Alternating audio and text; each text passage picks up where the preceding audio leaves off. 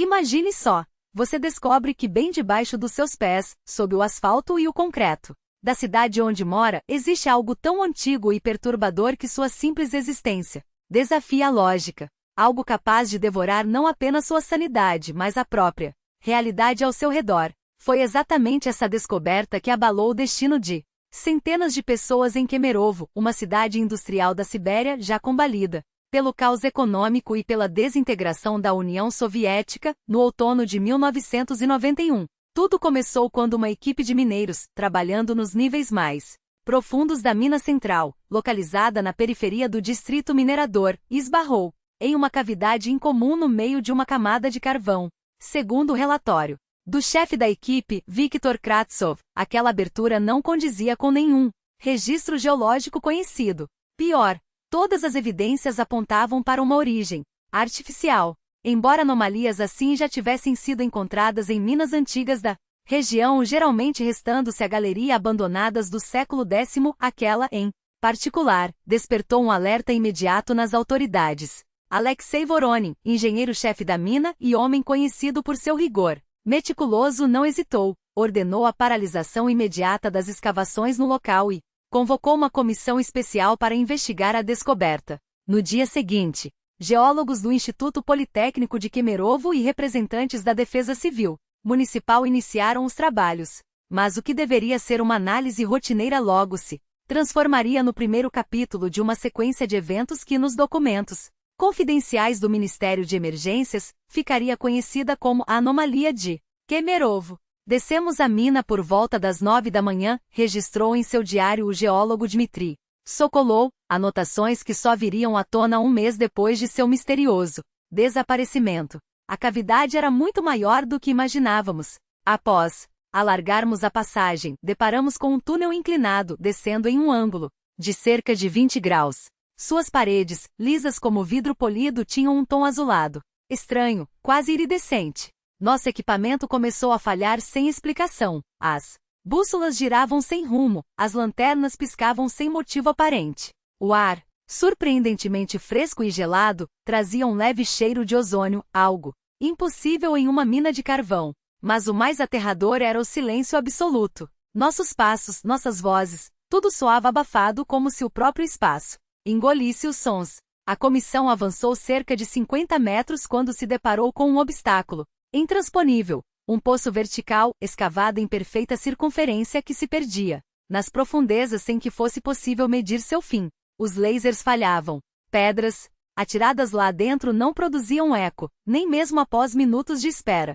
Foi nesse momento que Voronin começou a demonstrar sinais de pânico. Ele ficou parado na beira do poço com uma expressão que misturava terror e fascinação. Relataria mais tarde Igor Kuznetsov, o único sobrevivente da comissão, internado pouco depois em um hospital psiquiátrico de acesso restrito em Novosibirsk.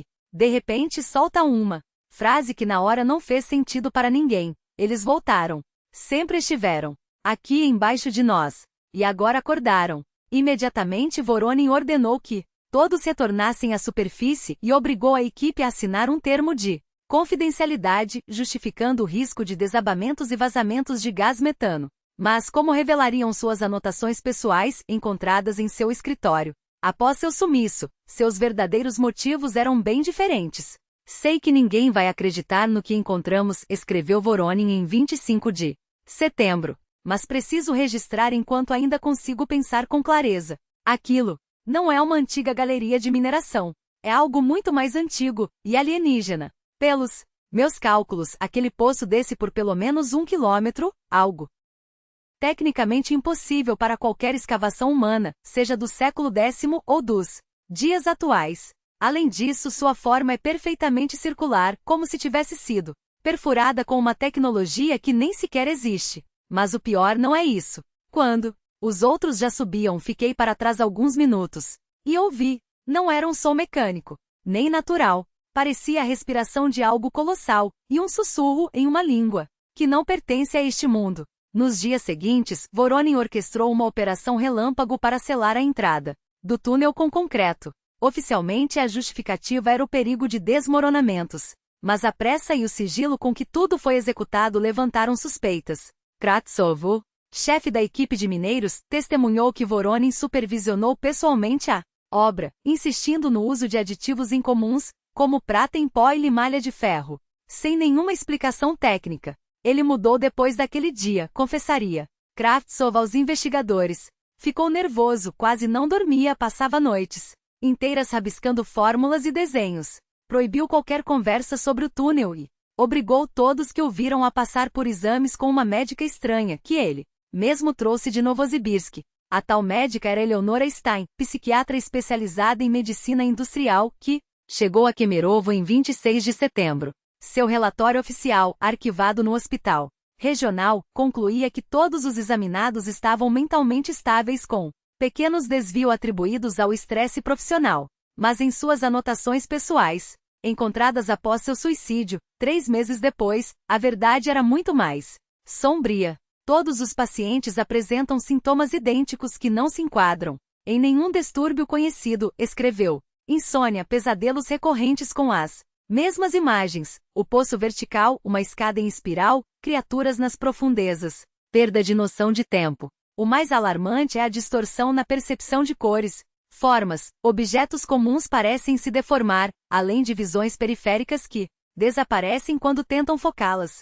Voronin, em particular, exibe sinais de transtorno obsessivo-compulsivo, paranoia e, o mais intrigante, a capacidade de reproduzir fórmulas matemáticas e figuras geométricas complexas que afirma verem sonhos. Essas formas, elas parecem desafiar as leis da física, e só de olhá-las sinto um mal-estar inexplicável.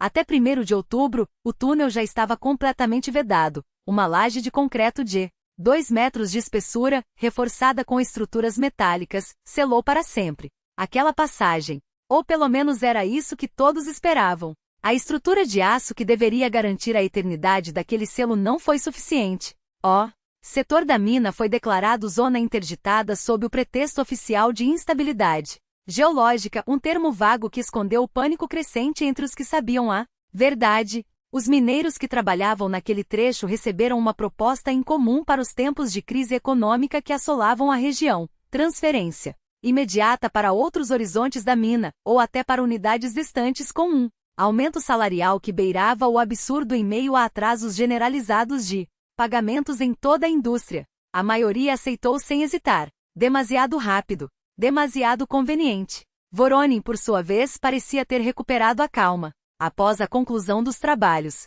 de vedação, retornou às suas funções rotineiras e até tirou uma semana de férias, algo que justificou aos colegas como uma necessidade de recuperação após um período estressante.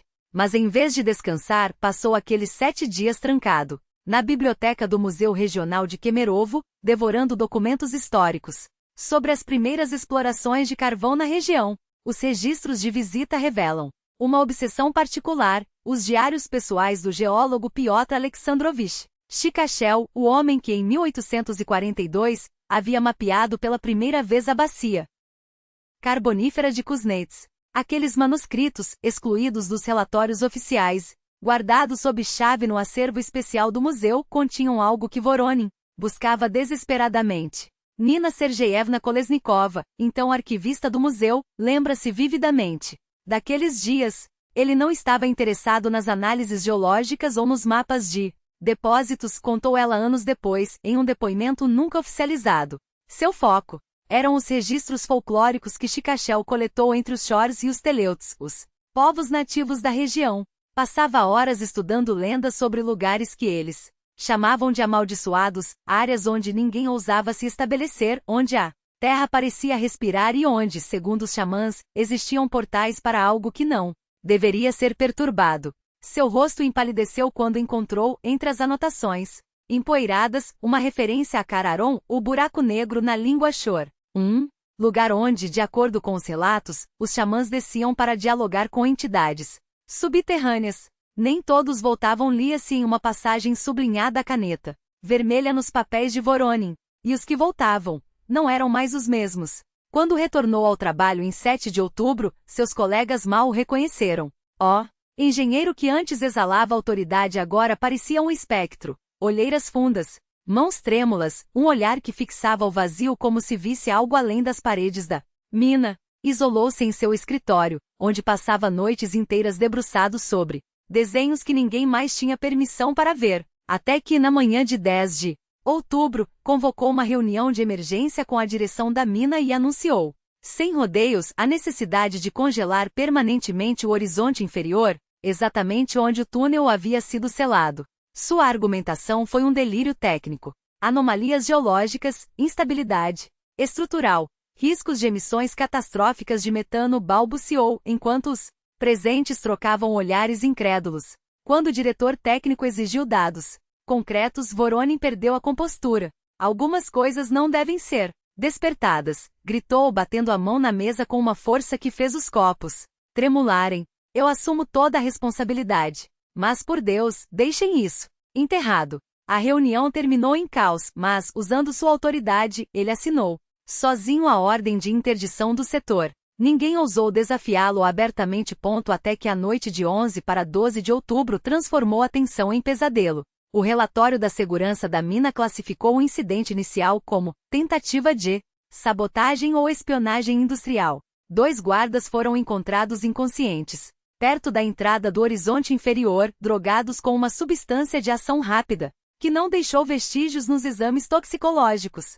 As câmeras de vigilância, no entanto, não registraram nenhuma entrada ou saída de intrusos. O mais perturbador foi o depoimento de Piotr Nikolaevich Saveliev, um dos guardas com 20 anos de serviço impecável.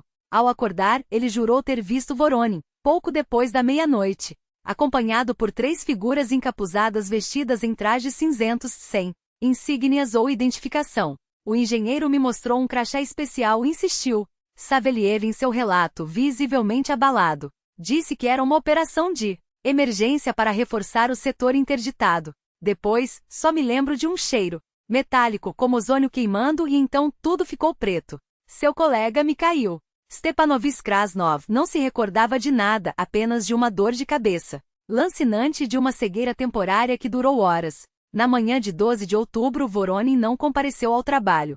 Seu telefone permanecia mudo. Quando uma equipe foi até seu apartamento, encontrou a porta destrancada, as gavetas abertas e os armários vazios.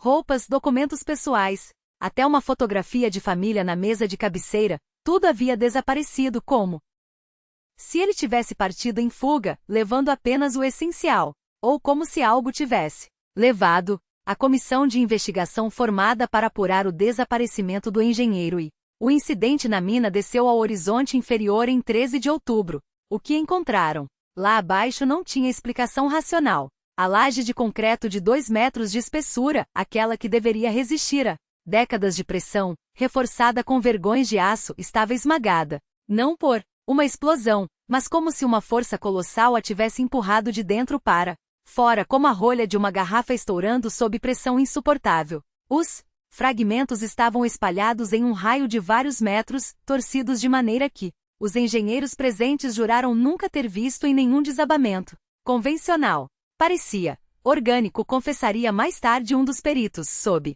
condição de anonimato, como se a própria rocha tivesse se contorcido para ceder passagem. Mas não foi o concreto destruído que gelou o sangue daqueles homens. A alguns metros da entrada do túnel, jazia a jaqueta de Voronin com seus documentos ainda no bolso. Do engenheiro, nenhum vestígio. Mas as paredes estavam cobertas por algo que não podia ser descrito como grafite ou vandalismo. Símbolos traçados em um líquido escuro, sangue, concluiriam os exames que se misturavam a equações matemáticas impossíveis, diagramas tridimensionais distorcidos e sequências de caracteres que não correspondiam a nenhum alfabeto conhecido. Algumas marcas pareciam mover-se quando fixadas por muito tempo, como se desafiassem a percepção humana. A comissão recuou, paralisada pelo terror, e retornou à superfície em silêncio sepulcral. Até que em 15 de outubro, a Terra decidiu apagar qualquer vestígio daquilo. Um tremor localizado de magnitude suficiente para causar o desabamento de quase todo o horizonte inferior, incluindo a entrada do túnel, sacudiu a mina. Os sismólogos ficaram perplexos. A região de Kemerovo não registrava atividade tectônica significativa. Pior, os sensores indicaram que o epicentro estava exatamente abaixo da mina, a cerca de 1 quilômetro de profundidade, coincidindo com a localização da chave vertical que a comissão havia mapeado dias antes. Não foi um terremoto comum, admitiu o Dr. Anatoly Vasilievich Kondratiev, geólogo do Instituto Sohan, após analisar os dados. Os padrões eram ritmados, como se algo batesse contra as paredes da caverna em intervalos precisos, como um coração, ou como passos. Após o desabamento, as operações na mina foram suspensas indefinidamente.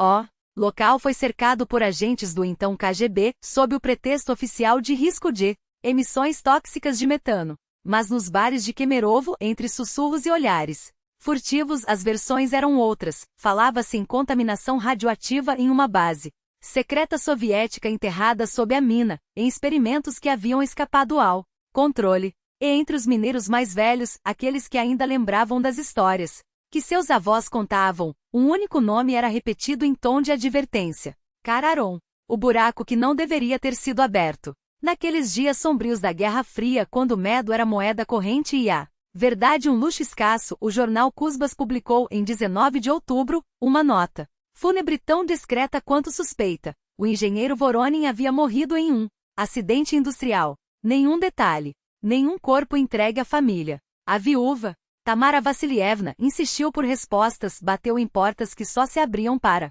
empurrá-la para mais perguntas sem resposta. Até que, de repente, vendeu o apartamento, sumiu da cidade e se tornou mais uma sombra na longa lista de desaparecidos que Kemerovo parecia engolir sem deixar rastros. Foi então que o distrito mineiro começou a apodrecer por dentro.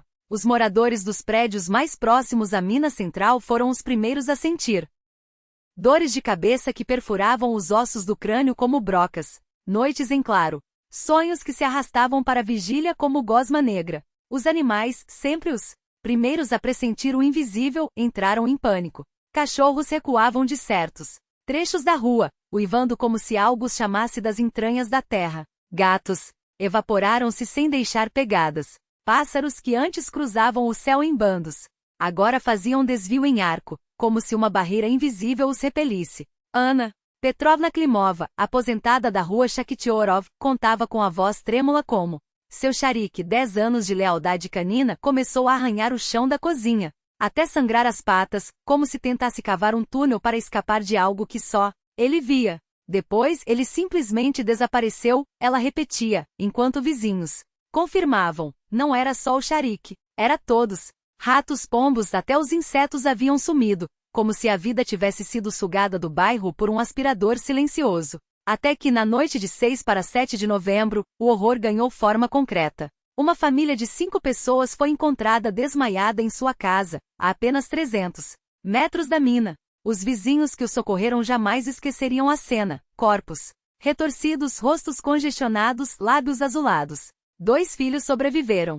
Pais e avó morreram no hospital, sem jamais recuperar a consciência. A versão oficial? Intoxicação por monóxido de carbono, culpa de um aquecedor defeituoso. Mas Tatiana Mikhailovna Efremova, enfermeira da Hospital Regional, sussurrava entre colegas o que os laudos não registraram. O sangue das vítimas era espesso, quase negro, coagulando-se em segundos como se algo o tivesse transformado em breu. Os olhos. As pupilas estavam tão dilatadas que mal dava para ver a íris, ela anotou em seu caderno, que depois sumiu dos arquivos. Parecia que eles tinham visto algo que os fez querer fugir para sempre, mesmo que fosse para dentro da própria morte. Foi o estupim. As autoridades, finalmente pressionadas pelo pânico que se alastrava como praga, anunciaram uma evacuação preventiva. 300 pessoas foram retiradas às pressas de suas casas, realocadas em escolas e alojamentos improvisados. A mina central foi cercada por soldados com ordens de atirar em qualquer um que se aproximasse. E, enquanto os alto-falantes repetiam a mentira oficial: vazamento de gás, situação sob controle nos corredores dos hospitais, algo muito pior tomava forma. Os primeiros casos chegaram como um murmúrio. Pacientes com alucinações tão vívidas que rasgavam a fronteira entre sonho e realidade. Vejo sombras nos cantos dos olhos, confessava uma mulher de 34 anos, enquanto seus dedos tremiam ao desenhar símbolos repetitivos no ar. Elas sussurram coisas que não são para humanos ouvir. Outros descreviam o mesmo pesadelo, uma escada em espiral, descendo sem fim, até um salão onde coisas sem rostos esperavam. Suas bocas, se é que eram bocas, gotejando um líquido preto que queimava como ácido. Grigori Fyodorovich Makarov, ex-mineiro de 57 anos, foi internado no dia 12 de novembro depois de ser encontrado nu na rua, gritando em uma língua que ninguém reconheceu. Seu prontuário, hoje classificado como acesso restrito, registra em letras trêmulas: primeiro, eram só vozes à noite. Depois comecei a entender as palavras. Elas não são deste mundo. Falam de um dono das profundezas que está acordando. E agora eu os vejo durante o dia também. Eles se disfarçam de pessoas, mas quando se aproximam, seus rostos se desmancham. Não têm olhos. Só buracos que choram essa substância preta. Eles querem que a gente desça. Que a gente volte para baixo. Na manhã seguinte, Makarov foi encontrado enforcado no banheiro do hospital, usando os lençóis como corda. Seu corpo estava coberto de marcas de unhas, como se ele tivesse tentado arrancar a própria pele. Eles sussurram para mim durante o dia, enquanto atendo pacientes, enquanto atravesso o metrô lotado, enquanto tento me concentrar nas páginas de um livro. Prometem conhecimento sem limites e poder além da compreensão humana. Dizem que o mundo que vemos não passa de um véu frágil, uma película fina sobre a verdadeira realidade e que sob ela existe algo muito mais vasto, muito mais antigo, muito mais fome. E há momentos, nos instantes em que a exaustão corrói minha resistência, em que quase me convenço a aceitar seu convite. A descer, a voltar para onde ele espera, o Senhor das profundezas, aquele cujo nome não deve ser pronunciado nem mesmo em pensamento. A última anotação no diário da doutora Stein, datada do dia em que ela se matou, era curta, escrita com uma caligrafia trêmula que se desintegrava a cada palavra, como se a tinta estivesse sendo sugada pela página. Eles estão aqui, vejo-os até de olhos fechados. Prometem levar a dor, o medo, a memória de tudo que me quebra, se eu os deixar entrar. Mas sei o que acontece. Depois, deixo de ser eu. Melhor morrer humana do que viver como uma daquelas coisas que eles fazem de nós. Desculpe, Alexei. Você tinha razão. Algumas portas não devem ser abertas. Nunca. A morte da doutora Stein passou quase despercebida, como tantos outros eventos ligados à anomalia de Kemerovo. Até o início de 1992, as menções oficiais aos incidentes na mina central desapareceram dos jornais, engolidas pela burocracia ou por algo mais sinistro. A mina foi fechada por inviabilidade econômica, um eufemismo conveniente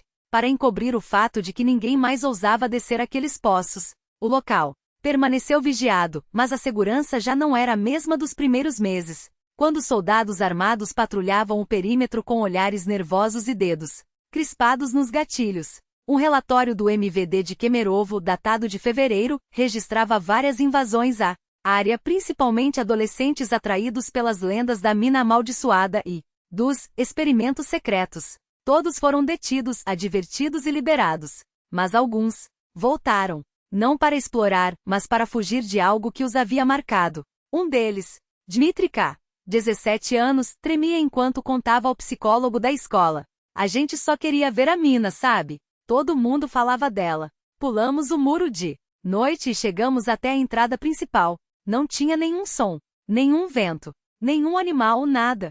Só aquele silêncio, como se o ar tivesse sido sugado. Daí a gente ouviu um arranhar vindo de baixo, como se alguma coisa estivesse cavando para sair. E então eu vi um homem parado perto do poço. Um mineiro, todo coberto de foligem, só que quando a gente correu, eu me lembrei, ele não tinha rosto. Onde deveriam estar os olhos, a boca, só tinha uma pele lisa como se fosse uma máscara colada. Desde então, toda noite eu sonho que estou descendo uma escada sem fim. Lá embaixo, alguma coisa me espera. Sabe meu nome. Quer que eu seja dela. Na primavera de 1992, um acontecimento poderia ter revelado a verdade por trás da anomalia. Em vez disso, só acrescentou mais sombra àquele pesadelo. A redação do Kuzbas, jornal local, recebeu uma carta assinada com as iniciais ANV, as mesmas de Anatoly Nikolaevich Voronin, o engenheiro desaparecido. O envelope tinha carimbo de um pequeno vilarejo no Altai, entregue pelo correio comum. O conteúdo era tão perturbador que o editor, a princípio, descartou como uma brincadeira de mau gosto ou delírio de um louco. Mas a perícia grafotécnica solicitada pelas autoridades confirmou com alta probabilidade. A letra era de Voronin. O texto transcrito abaixo era uma confissão ou um aviso. Quando vocês lerem isto, provavelmente eu já não existirei. Pelo menos não da forma como os humanos existem. Escrevo para alertar vocês, moradores de Kemerovo, sobre o que se esconde debaixo dos seus pés, nas profundezas onde a escuridão é mais antiga que a própria terra. O que encontramos na mina central em 23 de setembro do ano passado não era uma falha geológica nem um túnel abandonado. Era um portal. Uma porta para outra dimensão, um mundo que existe, paralelo ao nosso, mas regido por leis que nossa mente limitada não pode compreender. Tentei fechar essa porta, selá-la com símbolos antigos que encontrei nos diários de Chicachiol, mas cometi um erro irreparável. Não sabia que os selos que criei baseados naquelas runas não os bloqueavam, ao contrário, abriam um canal. Cada símbolo, cada traço que entalhei no concreto estava distorcido e invertido pela vontade deles. Achava que construía um escudo, construía uma ponte. Eles são antigos, imensuravelmente antigos. Existiam aqui antes dos humanos, talvez antes mesmo da Terra se formar. Dormiam nas cavidades sob a terra, em vazios que desafiam as leis da física. E nossas minas, nossas perfurações os despertaram. No começo eram fracos. Só podiam sussurrar nos sonhos, nas visões daqueles mais sensíveis. Os xamãs Shor e Teleut sabiam deles e faziam rituais para mantê-los adormecidos. Mas vieram os russos, vieram os geólogos, os mineiros e os rituais foram esquecidos. Eu os vi quando desci pelo túnel sozinho pela segunda vez. Não têm forma fixa. São fluidos como fumaça ou água, mas podem assumir a aparência de qualquer coisa que já viram. Alimentam-se de medo, de dor e, o pior de tudo, da mente. Devoram pensamentos, memórias, a essência de uma pessoa, deixando só uma casca que parece humana, mas por dentro pertence a eles. Quase me tornei um deles. Senti a minha vontade se dissolvendo, meus pensamentos deixando de ser meus. Consegui escapar fisicamente, ou pelo menos corri para as montanhas, onde o ar é puro e as estrelas brilham sem a interferência deles. Por um tempo, ajudou. Encontrei um velho xamã Teleut que reconheceu em mim a marca dos de baixo e realizou um ritual de purificação. Ele me contou a lenda antiga do Senhor das Profundezas que dorme sob as montanhas de Cusbas e às vezes acorda para cobrar seu tributo em almas. Mas mesmo aqui nas alturas, ouço sussurros à noite. Eles me chamam, prometem poder, mostram visões de outros mundos, e tenho medo de que em breve não consiga mais resistir. Por isso escrevo esta carta como último testamento de um homem que viu além do véu e conheceu o que habita nas sombras da nossa realidade. Não acreditem nas explicações oficiais sobre metano e desabamentos. O que acontece na mina é só o começo. Eles estão infiltrando o nosso mundo através dos sonhos, das frestas na realidade. Primeiro, dominam as mentes mais frágeis, crianças, idosos, os doentes de corpo ou alma. Depois começam a distorcer a própria estrutura da realidade ao seu redor, dobrando espaço e tempo. Há apenas uma maneira de detê-los: encontrar as runas antigas de proteção. As verdadeiras runas, não aquelas que usei, corrompidas pela influência deles. Segundo, o xamã, essas runas foram gravadas em pilares de pedra espalhados por Cusbas, em lugares de poder. A maioria foi destruída ou perdida, mas algumas podem ter sobrevivido em regiões remotas ou em coleções de museus. Planejava encontrá-las e voltar a Kemerovo para tentar consertar o que estraguei. Mas agora reconheço o quão ingênua foi essa esperança. Eles são fortes demais, estranhos demais para que nossa mente os compreenda, e já sabem dos meus planos. Veem meus pensamentos, ouvem minhas palavras. Enquanto escrevo estas linhas, sinto sua aproximação. O ar se espessa, pesado como chumbo, e as sombras nos cantos da sala se movem quando desvio o olhar. Em breve virão por mim, e desta vez não haverá escape. Só peço que estas palavras cheguem a você antes que levem os últimos fragmentos do que ainda resta de mim. Se está lendo isto, saiba, eles são reais. Emergem das profundezas e sua fome não tem limites. Anvoroinin. O original nunca foi publicado. A carta nunca viu a luz do dia nas páginas do jornal. Após consulta com autoridades locais, o editor-chefe decidiu que seu conteúdo, já suficiente para semear o pânico em uma região abalada por crises econômicas e tragédias recentes, não poderia ser divulgado. Mas cópias começaram a circular entre jornalistas, historiadores amadores, E eventualmente na nascente rede mundial de computadores que naqueles anos ainda engatinhava na Rússia. Oficiais negaram veementemente sua autenticidade, rotulando-a como delírio de uma mente doente, e até tentaram processar aqueles que a disseminavam, acusando-os de espalhar desinformação perigosa. O efeito, porém, foi o oposto. A censura apenas alimentou o mistério, transformando a lenda da mina amaldiçoada em terreno fértil para teorias conspiratórias. Foi nesse clima de especulação que no verão de 1992, uma equipe de pesquisadores moscovitas especializados em fenômenos paranormais chegou a Kemerovo, liderados pelo doutor físico-matemático com décadas de estudo em anomalias geromagnéticas e seus efeitos na psique humana. Eles desembarcaram na cidade armados com magnetômetros, detectores de radiação, analisadores de infrassom e equipamentos para medir emissões eletromagnéticas. Chegamos determinados a encontrar uma explicação racional, escreveu mais tarde, em No Limiar da Realidade, seu relato sobre expedições ao desconhecido. Os relatos sobre criaturas sem rosto e sussurros subterrâneos deviam ter uma base material, talvez vazamentos de gás com propriedades alucinógenas ou oscilações de baixa frequência causadas por movimentações de água no subsolo. Por 2 semanas, a equipe de Saivnov mapeou a área ao redor da mina condenada, entrevistando moradores e coletando dados. Embora lhes fosse negado acesso ao interior do poço, as medições realizadas em seu perímetro revelaram algo perturbador. A 300 metros do eixo central, detectaram uma anomalia magnética de proporções incomuns. Era como se nas entranhas da Terra, o gerador de campo eletromagnético pulsasse com uma precisão quase artificial. As oscilações tinham uma forma sinusoidal quase perfeita, com um ciclo de 180 minutos, algo impossível de ocorrer naturalmente, anotou Saivnov. Mas o mais inquietante eram as ondas infrassônicas, dispostas em círculos concêntricos ao redor da mina. Sua frequência aumentava à medida que se aproximavam do epicentro, como se algo, ou alguém, estivesse calibrando o ambiente com uma finalidade específica. As amostras de solo coletadas revelaram outra aberração. Ricas em elementos de terras raras como neodímio e samário, suas partículas se organizavam espontaneamente em padrões geométricos complexos, semelhantes a fratais que se rearranjavam sob o microscópio, como organismos vivos, nas palavras do cientista. Pior, quando analisadas quimicamente, sua composição parecia se alterar em tempo real, desafiando qualquer tentativa de classificação. Mas o verdadeiro horror veio quando esses fragmentos foram colocados perto de cobaias. Os roedores, inicialmente agitados, caíram em um estado de transe. Moviam-se em sincronia perfeita, como marionetes de um ritmo invisível, ignorando estímulos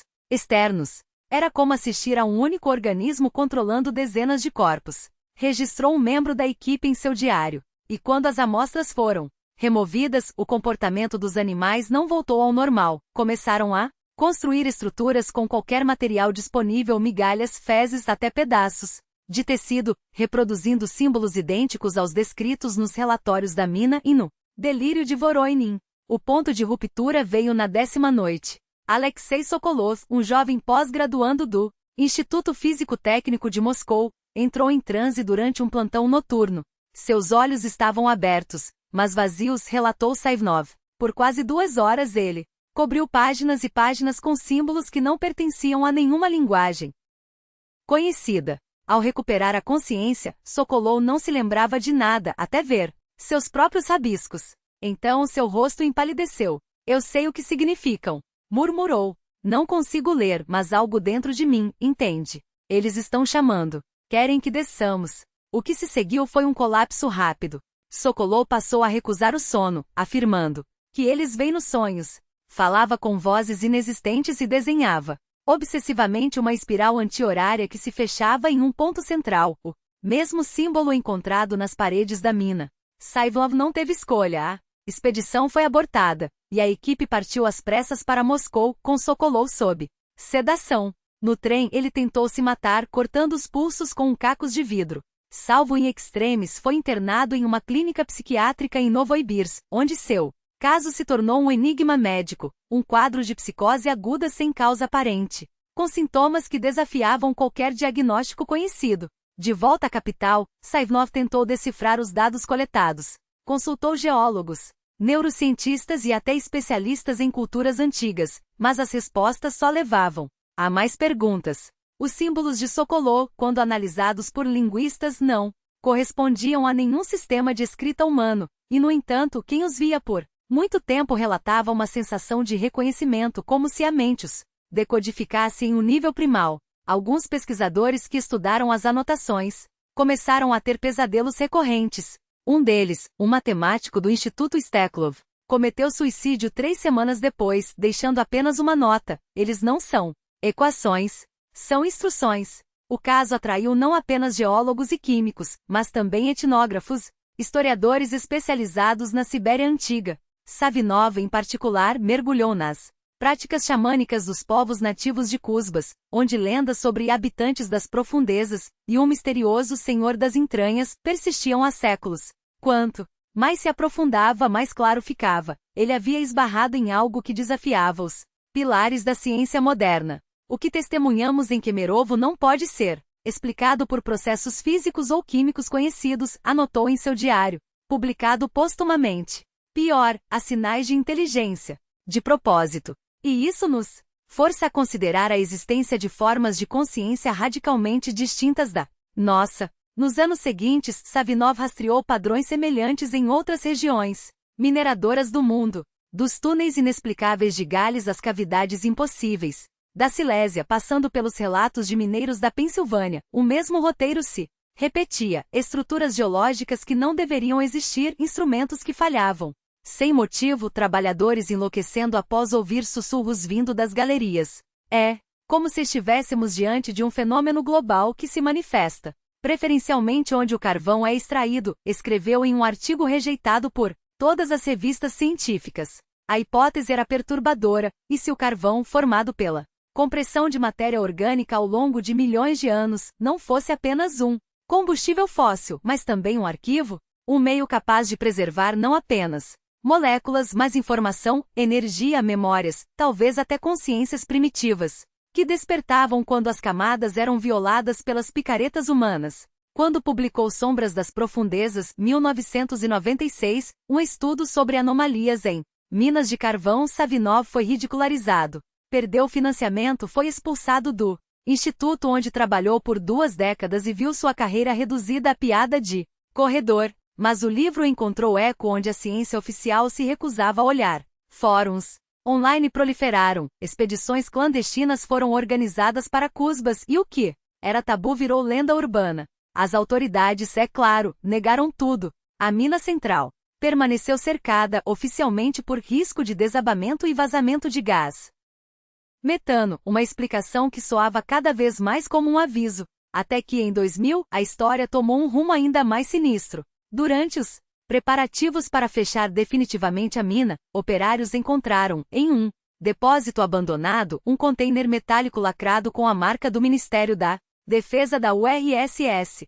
Dentro, documentos ultra-secretos de dezembro de 1991, relatórios da Operação Barreira, uma missão classificada para conter e neutralizar a fonte de influência anômala na mina central. Segundo testemunhos vazados na internet, os arquivos mencionavam especialistas de institutos secretos de Sverdlovsk, Novosibirsk, além de equipamentos baseados em tecnologia de supressão ressonante, dispositivos que nas fotos anexas lembravam aparelhos geofísicos comuns, mas com componentes extras, antenas retorcidas, emissores de formato incomum, e gravados em seus corpos, os mesmos símbolos que Voronin descrevera. Em sua carta desesperada, o FSB confiscou tudo. Os trabalhadores que viram os documentos foram obrigados a assinar termos de confidencialidade sob ameaça de prisão. Mas a informação vazou, e com ela uma teoria aterradora: e se as autoridades soviéticas, e depois russas, sabiam? Se desde os anos 1960,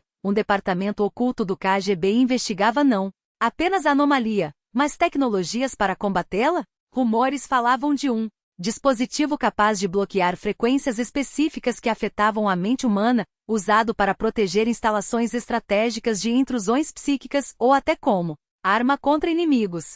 Se isso é verdade, escreveu um analista anônimo em um fórum sobre fenômenos paranormais, então o que quer que esteja em Kemerovo foi considerado uma ameaça real à segurança nacional. A questão é, eles o contiveram. Ou apenas o trancafiaram. Nos anos 2000, a atividade em torno da anomalia arrefeceu. A mina central foi selada. Seus prédios demolidos, o poço principal preenchido com concreto. No lugar, plantaram um parque, um gesto simbólico de normalização. Mas os moradores evitavam o local. De dia parece um parque qualquer, contou Nikolai Kuznetsov em um documentário independente de 2005. Mas quando anoitece, surge uma sensação de que, aqui sua voz baixou, algo está escutando debaixo dos nossos pés. Uma opressão sufocante toma conta do ar. Ele se torna denso, quase palpável, enquanto os sons se amortecem como se fossem absorvidos por algo invisível. A sensação de ser observado é tão intensa que muitos não conseguem permanecer no local por mais de alguns minutos. Mas há algo ainda mais perturbador: a tecnologia parece falhar ali. Telefones celulares descarregam em questão de minutos mesmo, recém-carregados. Câmeras fotográficas apresentam defeitos inexplicáveis, imagens distorcidas, manchas de luz onde não deveria haver nenhuma fonte, ou pior, figuras borradas quase humanas, mas sem rostos, como se algo ou alguém tivesse sido capturado no limite entre nossa realidade e outra coisa. De tempos em tempos, a imprensa local e até veículos nacionais publicavam matérias sobre os fantasmas de Kemerovo ou a maldição da mina central. Eram textos sensacionalistas, tratados como curiosidades para entreter leitores em dias lentos de notícias. Poucos levavam a sério. A história da anomalia foi sendo diluída, transformada em lenda urbana, perdendo sua conexão com os eventos reais dos anos 90. Mas para alguns, ela nunca deixou de ser uma ferida aberta. Os sobreviventes daqueles dias, seus familiares e amigos continuavam a carregar as marcas do que viveram. Pesadelos recorrentes, fobias irracionais, surtos psicológicos, sem explicação médica. Muitos juravam ouvir vozes vindo das profundezas, especialmente naqueles momentos entre o sono e a vigília, quando a mente está mais vulnerável. Isso nunca termina de verdade, escreveu Anna Krautsova, filha de Viktor Kravtsov, o chefe da brigada que primeiro encontrou o túnel na mina. Às vezes há períodos de calma, em que a gente quase acredita que foi só um pesadelo coletivo. Então, sem aviso, tudo volta. Os pesadelos, as vozes, a certeza de que há algo estranho nos lugares mais comuns, como se a realidade estivesse rasgada em algum canto e algo estivesse tentando passar. Seu pai, Victor, nunca falou muito sobre o que encontraram lá embaixo. Mas Ana via como aquilo o havia destruído. Ele nunca mais desceu a uma mina, desenvolveu um terror patológico de espaços fechados e da escuridão. Pouco antes de morrer, em 2003, ele lhe disse algo que a assombrou para sempre. Eles são pacientes, filha. Esperaram milhões de anos e podem esperar mais. Mas vão encontrar um novo caminho para subir. Em 2010, uma equipe de pesquisadores do Instituto de Geologia de Soran conduziu estudos na região de Kemerovo usando métodos avançados de escaneamento profundo. Os resultados foram tão anômalos que até os cientistas mais céticos hesitaram em descartá-los. Há uma profundidade entre 1 e 2 quilômetros, onde deveriam estar apenas camadas estáveis de carvão. Os instrumentos detectaram uma rede de cavidades e canais que não correspondiam a nenhuma formação geológica conhecida. É como um sistema circulatório, explicou o Dr. Andrei Sousev, líder da equipe, em entrevista à revista Geologia da Sibéria. Esses canais não só existem, como parecem se mover. Eles se ramificam, se contraem, como se fossem vivos.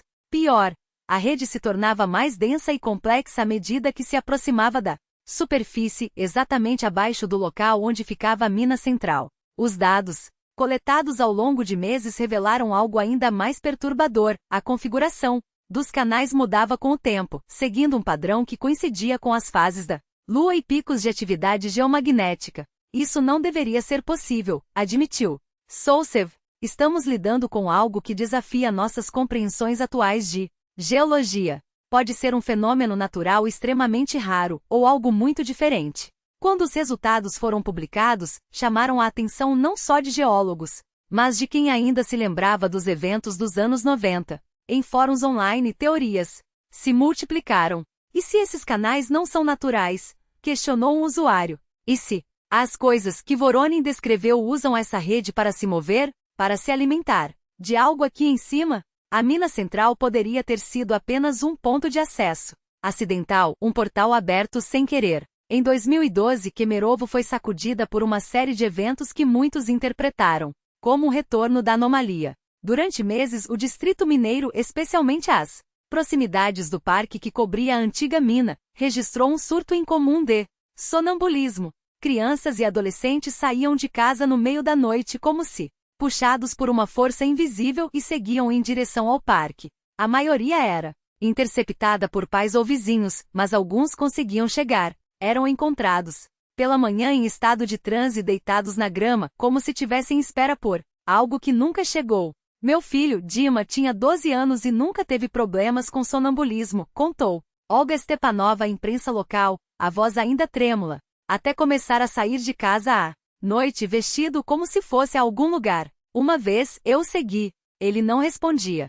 Quando eu o chamava, só murmurava algo sobre descer mais fundo. Quando consegui trazê-lo de volta, ele acordou chorando, como se tivesse perdido algo precioso. Ao mesmo tempo, moradores começaram a relatar luzes estranhas no céu sobre o parque, esferas luminosas que pairavam, mudavam de direção sem lógica aparente, e às vezes paravam sobre o local onde antes ficava a entrada da mina. Autoridades atribuíram os avistamentos a lanternas chinesas ou drones, mas as testemunhas insistiam, não era nada disso. Aquilo se movia como se soubesse para onde ia. E então veio o último, e mais inquietante, sinal. No Museu Regional de Kemerovo, uma exposição sobre a história da mineração do Cusbas foi inaugurada. Entre mapas antigos e ferramentas de expedicionários do século XIX, um artefato em particular chamou atenção, uma placa de pedra de 30 por 20 centímetros coberta por símbolos que pareciam familiares. Muito familiares. O que o engenheiro Voronin descreveu em sua carta era ainda mais perturbador. No catálogo da exposição, a placa era classificada como objeto cultual de propósito desconhecido, possivelmente usado por xamãs em rituais antigos. Teria sido encontrada em uma caverna próxima ao atual Kemerovo, mas sua origem real e seu verdadeiro propósito permaneciam envoltos em mistério. O que ninguém esperava, no entanto, era o efeito que aquele artefato exerceria sobre os visitantes. A exposição, que deveria ser apenas mais uma atração histórica, tornou-se um fenômeno inesperado. Jovens, em especial, eram atraídos como por um imã. Muitos ficavam minutos a fio diante da placa, fotografando-a obsessivamente, copiando seus símbolos em cadernos com uma precisão quase ritualística. Os funcionários do museu começaram a notar algo estranho. Pessoas entrando em um estado de transe ao observá-la. Era como se fossem hipnotizadas, confessou a guia Helena Pavlovna Mironova em depoimento posterior. Alguns ficavam imóveis por 15, 20 minutos, sem reagir a nada ao redor. Quando eu me aproximava para perguntar se estavam bem, eles acordavam desorientados, como se tivessem perdido a noção do tempo. Alguns murmuravam coisas incompreensíveis que ouviram sussurros vindos da pedra que os símbolos pareciam se mover, como se estivessem vivos. O clímax desse pesadelo ocorreu uma semana depois da inauguração. Um grupo de estudantes do ensino médio em visita escolar fez algo que gelou o sangue de todos os presentes. Sem aviso, eles se reuniram em círculo ao redor da placa, deram-se as mãos e começaram a entoar sons guturais, uma linguagem que não se assemelhava a nada conhecido. Testemunhas juram que durou cerca de 1 minuto. Então, como marionetes com os fios cortados, os 11 adolescentes desabaram ao mesmo tempo, inconscientes. Foi a coisa mais aterrorizante que já vi, admitiu Mironova. Como se algo os tivesse desligado. Quando a ambulância chegou, os jovens já começavam a recobrar os sentidos, mas estavam confusos, incapazes de explicar o ocorrido. 2 deles foram hospitalizados, com sintomas semelhantes a crises epiléticas, apesar de nenhum ter histórico da doença. A exposição foi fechada para reorganização e a placa retirada do público. Oficialmente tratava-se de uma análise adicional por especialistas, mas nos bastidores o pânico se instalava. Rumores se espalharam. O artefato estaria conectado à anomalia de Kemerovo, que aqueles símbolos não eram meras inscrições, mas chaves, e que algo lá embaixo havia respondido. Foi então que surgiu o blog anônimo. Seu autor afirmava ser um ex-integrante da Operação Barreira, uma missão secreta, conduzida em Kemerovo no início dos anos 1990. Nas publicações, detalhava equipamentos e métodos usados para conter a anomalia, descrições tão técnicas que deixavam dúvidas sobre sua autenticidade, mas também inquietantes. Coincidências. O que enfrentamos em Kemerovo não se enquadra em nenhuma categoria conhecida, escrevia o anônimo. Não são fantasmas. Não são alienígenas no sentido convencional. São entidades que existem na fronteira entre matéria e energia, espaço e tempo. Possuem uma consciência coletiva como o emaranhamento quântico e agem sobre a psique humana através de frequências ressonantes que reconfiguram as conexões neurais. Sua equipe, segundo ele, havia criado um sistema de supressão ressonante 9 dispositivos instalados em diferentes profundidades ao redor da mina central, formando uma espécie de gaiola de Faraday para energia psíquica. O sistema deveria durar 50 anos, mas receio que a corrosão ou danos tenham reduzido sua eficácia. Muito antes, alertava. O blog ganhou tração rápida entre pesquisadores do paranormal, mas desapareceu tão misteriosamente quanto surgiu. Um mês depois, todas as cópias foram apagadas da internet, como se alguém, ou algo não, quisesse que aquelas informações vazassem. Em 2013, Kemerovo foi sacudida por um evento que muitos ligaram ao retorno da anomalia. No parque onde antes ficava a mina central começava a construção de um complexo de entretenimento com estacionamento subterrâneo. Durante as escavações, operários depararam-se com um objeto metálico enterrado a 3 metros de profundidade, um cilindro de 1 metro de diâmetro coberto por antenas e sensores oxidados. Parecia um equipamento científico antigo, claramente de fabricação soviética, relatou um dos trabalhadores à imprensa local. No corpo, marcas apagadas. Pelo tempo, apenas um número de série e as letras 3 permaneciam legíveis. Dentro, algo mecânico respondia a batidas, mas o invólucro estava selado hermeticamente. O objeto foi levado pelo MCHS a Ministério para Situações de Emergência para análise. Nenhum relatório oficial foi divulgado. As obras foram paralisadas por investigações geológicas adicionais, mas quando retomadas, o inferno parecia ter se instalado no canteiro. Operários reclamavam de dores de cabeça insuportáveis, insônia e pesadelos recorrentes. Ferramentas elétricas queimavam sem motivo aparente. E no fundo da escavação, água se acumulava. Inexplicavelmente não havia lençol freático nem tubulações próximas. O ápice do horror veio em junho de 2013. 18 trabalhadores no fundo do poço começaram a sentir tonturas, náuseas e falta de ar. Todos foram hospitalizados com suspeita de envenenamento por gás desconhecido. Os exames toxicológicos não detectaram nada conhecido, revelou um médico da rede estadual sob condição de anonimato. Os sintomas, porém, eram idênticos a um colapso neurológico extremo, como se seus cérebros tivessem sido sobrecarregados. E o mais perturbador, as alucinações. Todos descreveram a mesma coisa, criaturas sem rosto e um sussurro, em uma língua que não existia. Após o incidente, as obras foram definitivamente canceladas. A área conservada por razões de segurança, oficialmente por irregularidades construtivas. Nos bastidores, porém, falava-se em condições geológicas perigosas, ou algo muito pior, porque em Kemerovo algumas coisas não devem ser despertadas, e outras, uma vez libertas, não voltam a dormir.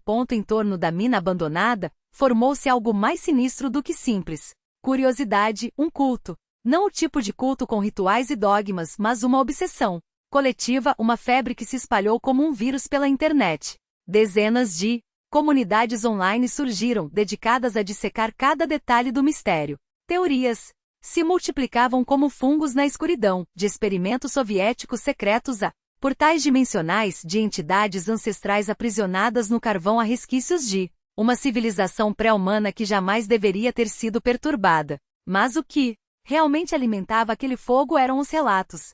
Não apenas especulações, mas testemunhos, pessoas comuns, com nomes, rostos e vozes trêmulas, descrevendo indescritível. Eles voltavam. Sempre voltavam.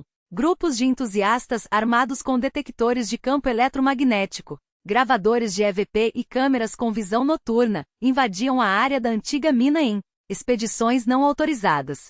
Mediam picos de energia onde não deveria haver energia. Capturavam vozes no silêncio, sussurros distorcidos que respondiam a perguntas não feitas, risadas que ecoavam como unhas arranhando vidro. Fotografavam luzes dançantes entre as árvores, esferas pulsantes que se dissolviam ao serem focadas. Mas nada, nada se comparava aos avistamentos deles. As criaturas sem rosto. Os relatos eram idênticos em sua precisão doentia. Figuras altas, esguias demais para serem humanas, vestidas em trapos escuros que lembravam os macacões poídos dos mineiros do século XIX. A pele, se é que era pele, era lisa, pálida como cera de velas apagadas, esticada sobre um crânio sem feições, sem olhos para enxergar, sem boca para falar, e no entanto eles falavam, não com sons, mas com algo que raspava direto dentro da mente como uma agulha enfiada no cérebro. Alguns juravam ver buracos negros onde deveriam estar os olhos, gotejando um líquido espesso e escuro como petróleo ou sangue coagulado. Eu vi quando voltava para casa à tarde, cortando o caminho pelo parque, contou Andrei Kovalev, 27 anos, programador. Sua voz ainda tremia ao relembrar. Pensei que fosse um bêbado encostado numa árvore, mas quando me aproximei percebi, a silhueta era errada, muito alta, muito fina, como se tivesse sido esticada num torno.